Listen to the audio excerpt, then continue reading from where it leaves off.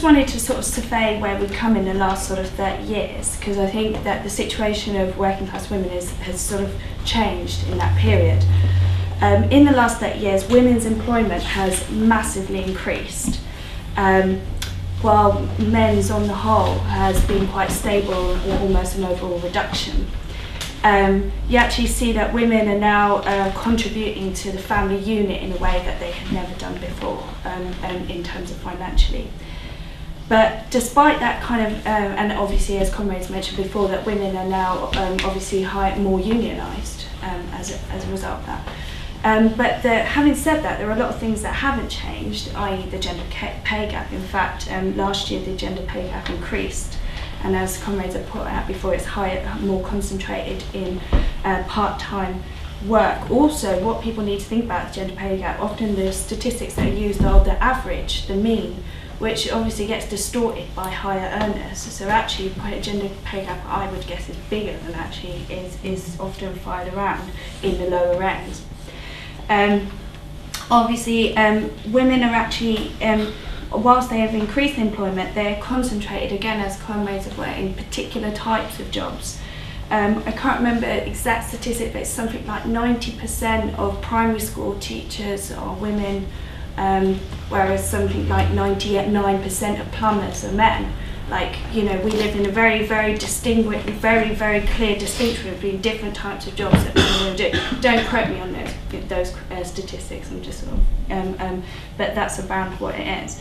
And if you look at the types of jobs that women do, they're caring jobs. They're effective. They're actually not that much dissimilar to women's role in the job. They're teachers. They're administrators. They're secretaries. They're hairdressers. They're effective labour. And as a result, those jobs are devalued or not valued in the same way, and are therefore less paid. At the same time, most surveys show that women still do around 80% of all household labour and have the majority burden of childcare. And so I think this leads to what I believe is the analysis of women's exploitation under the sort of 21st century, is this dual bind of the slavery in the home, the provision of free labour to reproduce workers, and also playing a function of cheap, exploitable labour and vulnerable workers that are easy to discard of. Hence, if you look at the TUC report in the last month, you see that women, as I think it was Liz said, that women's unemployment is rising massively. You can also hear that in the sort of right-wing rhetoric about the as there's a crisis in capitalism, people are also looking at sort of the crisis and breakdown of community, crisis and able to sort of like provide a kind of the sense of the stability that people need. And so the antisocial behaviour is, how is that explained? Because women are not in the home. Women, there isn't family units.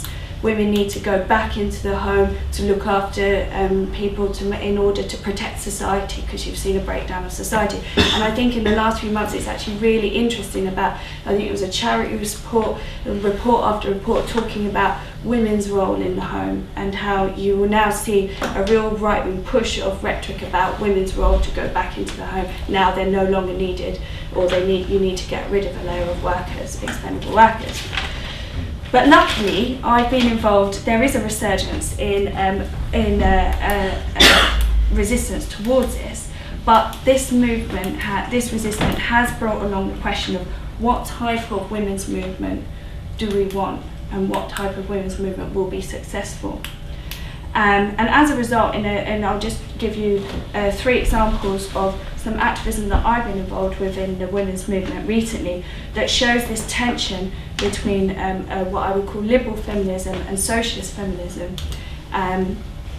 During the abortion rights campaign against the against the moves in the human fertilisation and embryology bill by some to reduce abortion rights, there was a big row with the leadership of the abortion rights movement, the liberal leadership, who resisted all attempts to broaden out the abortion rights campaign to look at a class context. Hence, this is what liberal feminism often leans towards, is single issue one campaigns, which attempts to unite women across all classes.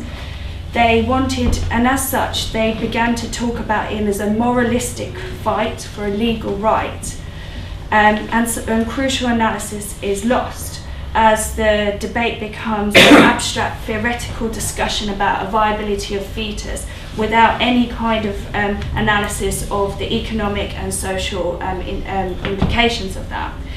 It's fine to fight for legal right, but the reality is actually many working class women in the UK, due to privatisation cuts, stigma, lack of education, sex education in schools, don't have the right to choose now under the current legal framework. There's no point talking about legal rights without talking about implementation, and you can't talk about implementation without having a wider analysis of class society. Second one, gender pay gap focuses on much of the debate focuses on higher earners, when in fact if you just raise the minimum wage, by £2 or £3, you would slash the pay gap. I don't know the exact figures, but my suspicion is you would slash it overnight.